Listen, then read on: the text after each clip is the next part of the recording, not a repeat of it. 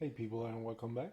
In this video I want to take a look at a little problem I have with my root motion when we're jumping, and it's actually not like big deal, but then again it is. As you can see, we are actually able to kind of jump back because I just moved the mouse. And well, normally if you make this jump, you would keep going in the same direction more or less. I don't believe it's kind of humanly possible to do this. So, and the same goes for the, oh fuck, for this one, because again, you can kind of slide back again. That's not a good thing. Okay, bugged. Okay, I need to take a look at that as well. Anyway, that's another thing. So I haven't really found a really good solution to this, but I found a kind of a hacky way to do this. Hacky should be my middle name by now. But anyway, we have the mouse input here where I set a variable, and actually when I think about it, this get, what's this called? Get mouse.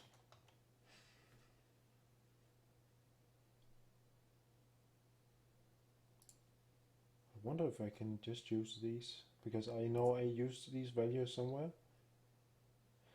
I probably can. Okay, anyway, so if you made it this way, you can try and experiment with that. I think I'm gonna do that because I don't want all these variables if I can avoid them. Anyway, that's not the topic for this video. But anyway, this is a turning, and so if we are making one of these special moves like sliding and jumping over stuff, we don't want to be able to control the yaw, I believe. So let's see. We have these root motions a few places. So we have one here as well. This is actually a root motion,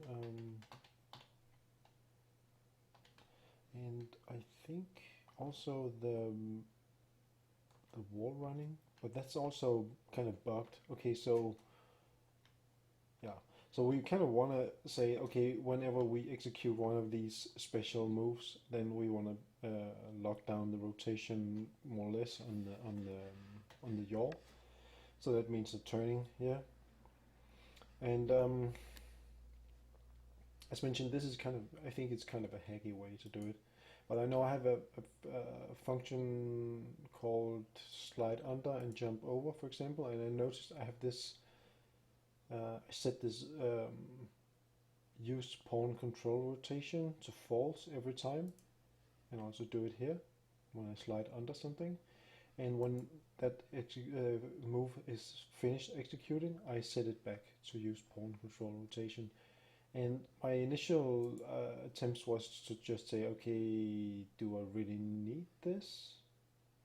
But it doesn't really seem to have any effect right now.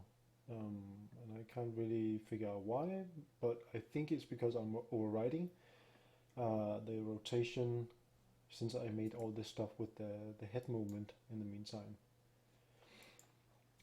All this head rotation stuff, I think I more or less took over this the control of the character. So, well, I think I'm gonna. Well, yeah, I think I already tried this and it seems to work. Okay, I will misuse this information here to create a little helper function. So I'm gonna call this is executing root motion, and I'm gonna put that under my acrobatics section. So this is gonna be a bool. It's gonna say yes or no.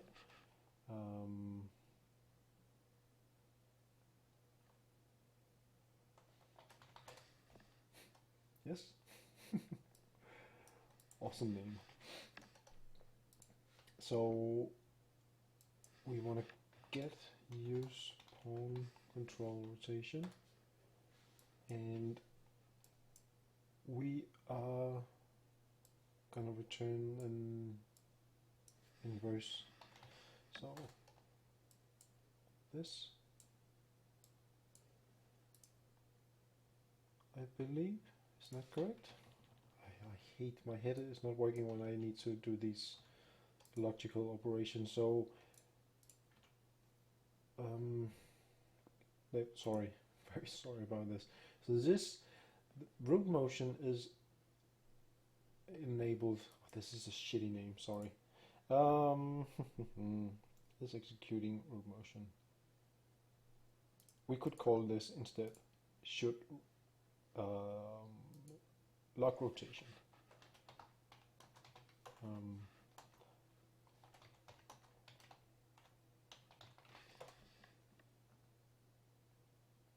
That's also a shitty name. Anyway, so if this is false,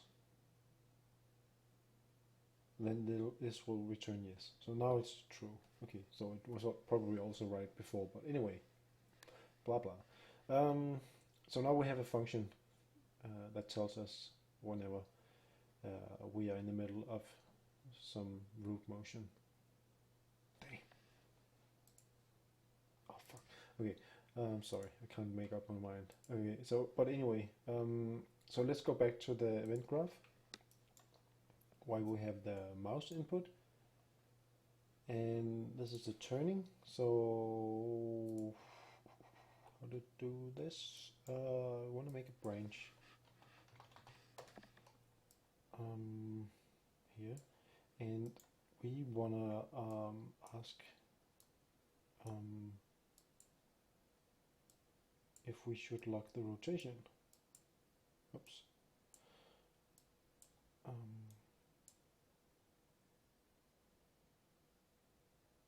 Yes. So if we should not lock the rotation, then we'll just use the normal one. And if we should lock the rotation, we could just, for now, just disconnect this one. Okay, so whenever I jump over something, I'm trying to move the mouse, didn't work, so then he's going to continue in that direction. That's gonna feel kind of, I don't know what the word is, but okay. In that case, I think he, didn't he? Yeah, he can still turn in that.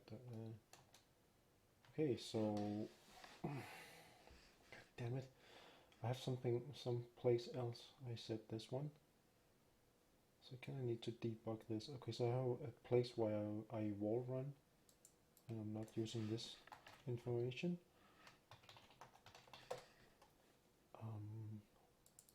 Wall run.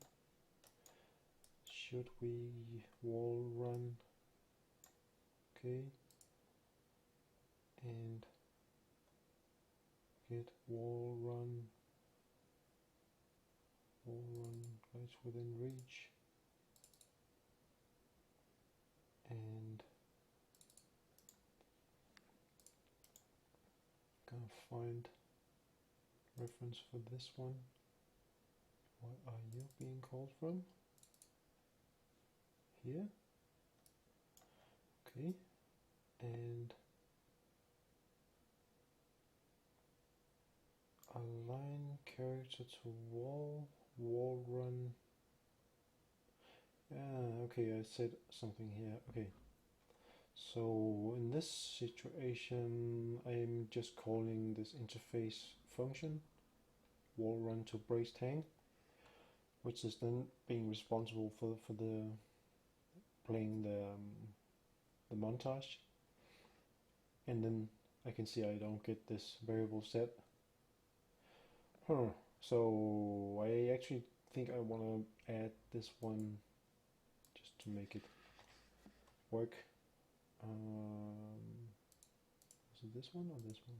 This one. Okay. So add this one in between.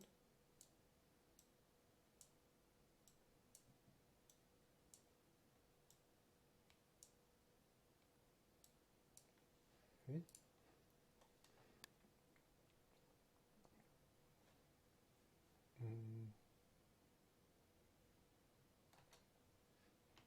Okay, you can't really see it, but I could not. Okay, now my movement is locked. That's great. So, and that's because when I wall run to breaks hang, I am not returning to finish special movement because this handle special movement is something we call from an animation notifier. So if we find the animation for the slide, running slide, we should have a notifier on one of them, special move finished, this one. And if we find the wall run,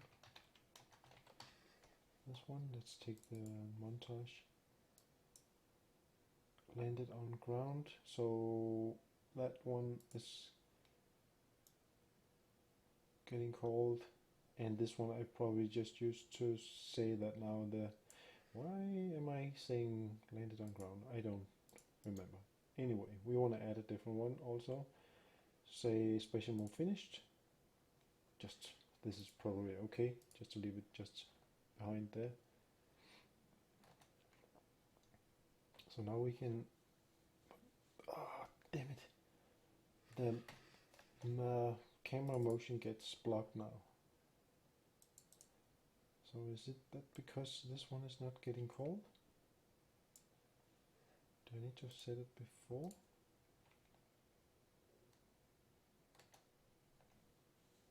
Nope. I need to do something else. So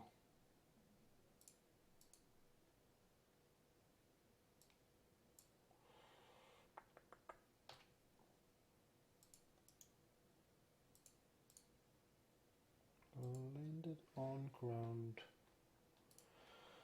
Oh.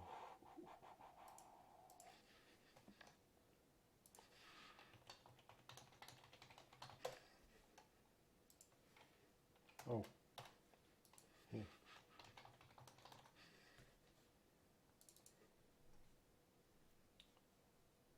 This one says update movement state to not climbing. And this one is getting the owning actor and setting that on the base character. So over here we should have also name set movement state. We'll have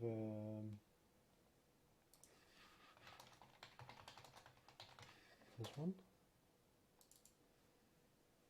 and it's calling update movement state. There's a lot of tracing in here involved, so it's I think I need to rename this episode something with debugging. And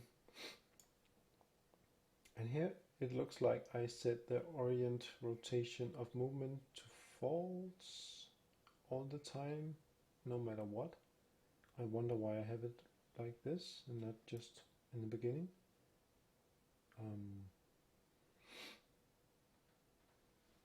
Anyway, so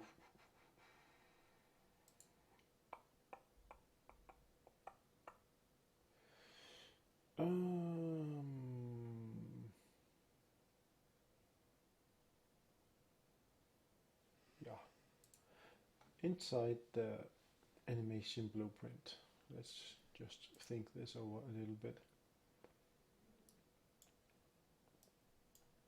We have the montage play, but that's not the one we want. We have, where's the wall running? Here. Update set movement state. This jumping for ledge. Okay, so we could add something I don't really like this solution though. But right now I can see one other thing I can check for is jumping for ledge. So some of these transition states, like is jumping for ledge and is climbing to stand and is dropping. No, maybe not this one, because here we kind of want to be able to turn. So a few of these, if we are in a few of these states, I would say we also want to lock down the rotation. So let's go back to the character blueprint. Lock your rotation. So let's say, okay, it's either this or what the or okay, great. Oh, this one. And drag this one in, and then we can take our movement component. Let's add this one. Let's do this right. So add the movement state parameter. There we go. So if you are equal to is jumping for ledge or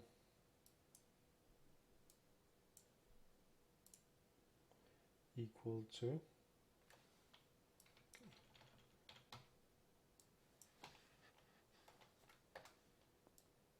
what was the other one? Is climbing to stand. This one or this one or this one. So in any of these cases, we want to lock down the rotation. So let's see if that works now. And the rotation is locked. And it's still locked. What the fudge cake?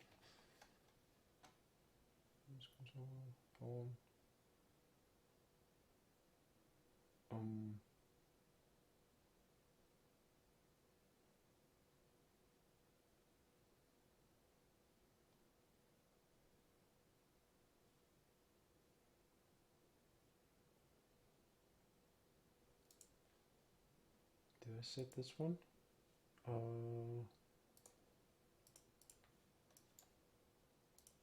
Where's the wall run? Oh.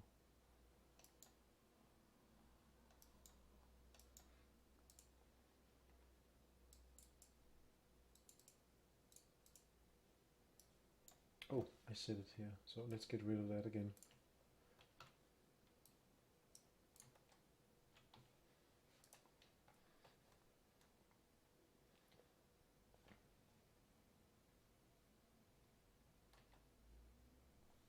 Okay, so now we can turn again. And he can still, damn it, he's still freaking out when he's, okay, I actually thought that we set it to, god damn it. Okay, I thought we set the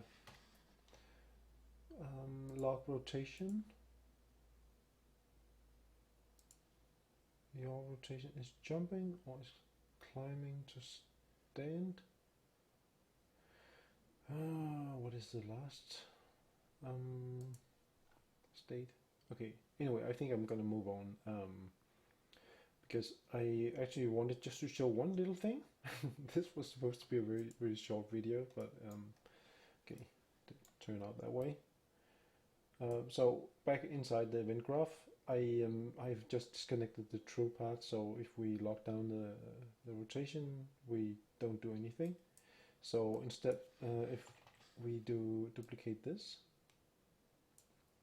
and pull this up to the true, and the input axis turn value, we could do something like drag this one up and divide this by something.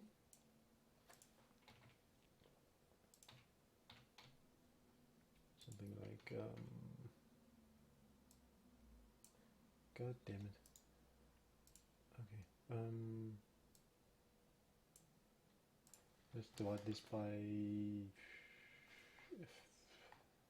5 maybe. Oh, I forgot to connect this one. That's maybe why that didn't work. Get movement state. There we go. I am almost certain it works now.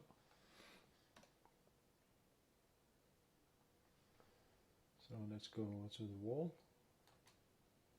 and we can turn, and we cannot fall down now during the climbing. Great! So, I don't know if it's visible at all, but maybe if I jump here, you can see there's a slight turning allowed now, so it doesn't seem completely locked, which seems unnatural.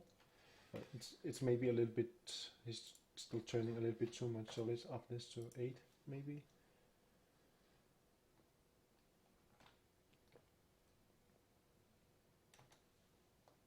Well, let's give it 10. 10 is better. 10 is a nice number.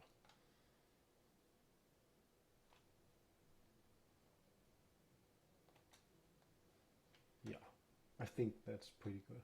I like that.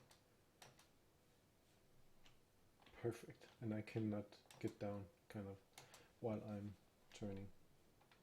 So I think that's quite a nice improvement, although it did take me a bit of time to get to the correct solution or a good solution for this. So yeah, this is the key part. So the key is actually just to divide the axis value, which is going to be going from -1 to 1, by some number if we disallow yaw rotation, and that's going to make sure that our root motion movements doesn't lose the connection with the direction they are actually supposed to be moving. Hope that was making any sense. So that's it for this video, I think. Thank you for watching this debugging 101 and see you in the next video. Thank you, and